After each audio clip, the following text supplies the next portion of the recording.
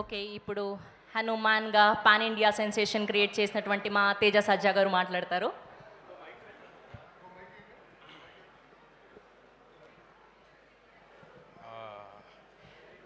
ముందుగా వేదిక మీద ఉన్న మా పద్మ విభూషణ్ డాక్టర్ మెగాస్టార్ చిరంజీవి గారికి, చుక్కుపల్లి సురేష్ గారికి, ఇక్కడికి విచ్చేసిన మీడియా వారందరికీ, సంయుక్త గారికి, మాధవి ఆంటీకి అందరికీ నమస్కారం అండి.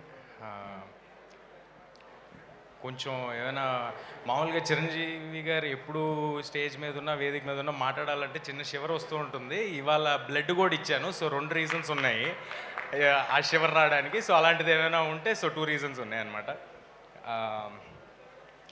ఫీనిక్స్ సంస్థకి ఇవాళ చాలా special day, 100th birth anniversary of Chukkupalli Shankarrao గారు. ఇలాంటి ఒక నోబెల్ కాజ్తో వాళ్ళు బర్త్డేని సెలబ్రేట్ చేసుకోవడం అనేది చాలా ఆనందంగా ఉంది.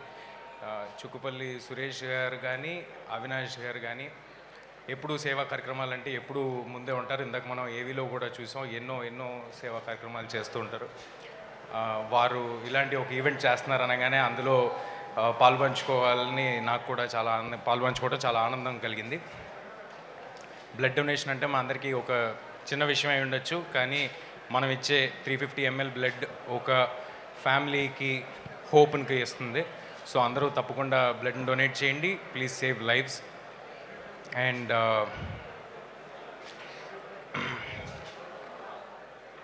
చిరంజీవి గారు ఆల్మోస్ట్ 3 దశాబ్దాల కింద స్టార్ట్ చేసిన ఈ బ్లడ్ డొనేషన్ ఇవాళ తెలుగు రాష్ట్రాల్లో ఎక్కడైనా సరే బ్లడ్ బ్యాంక్ అంటే గుర్తొచ్చే పేరు చిరంజీవి గారిదే.